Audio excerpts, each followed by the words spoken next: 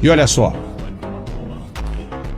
a Subcomissão Global dos Direitos Humanos da Câmara dos Deputados do Congresso Americano pediu à OEA, que é a Organização dos Estados Americanos, informações sobre violações graves dos direitos humanos no Brasil por parte de ministros da Suprema Corte Brasileira. Eita, que o caldo está engrossando mesmo. E não é porque ninguém mais está falando do assunto que a questão caiu no esquecimento. Não, de maneira alguma, muito pelo contrário. As cortinas de fumaça funcionam muito bem no Brasil.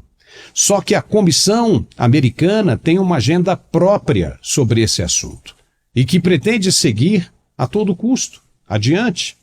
Ela vai continuar apertando o cinto. Os ministros no Brasil fizeram uma coisa certa por enquanto, se recuaram, ficaram na geladeira, não fizeram mais nada, não tocaram no assunto, só esperando a coisa se acalmar. Está certo. Mas ainda não terminaram com o que começaram, ou seja, ainda não acabou. Estamos falando dos inquéritos sem sentido, e isso aguça ainda mais os trabalhos dos deputados americanos que compraram a causa com medo de que o resultado brasileiro também repercuta na democracia e na liberdade americanas. O pedido foi feito em uma carta e o texto diz que as violações foram cometidas por autoridades judiciais em grande escala.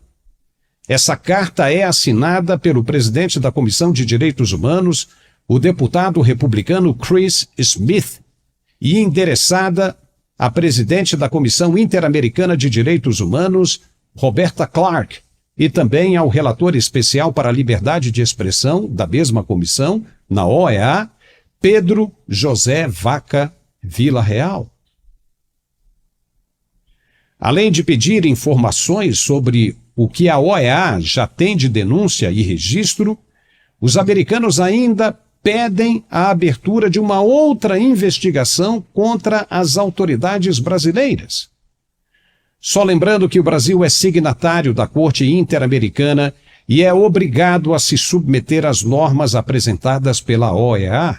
Portanto, se houver qualquer determinação dessa Corte de Direitos Humanos, os três poderes serão obrigados a aceitar justamente porque o Brasil assinou os acordos internacionais, entendeu? O deputado federal Kim Kataguiri, pelo estado de São Paulo, chegou a gravar um vídeo comentando essa situação e deu um bom exemplo do que pode acontecer. Veja aí.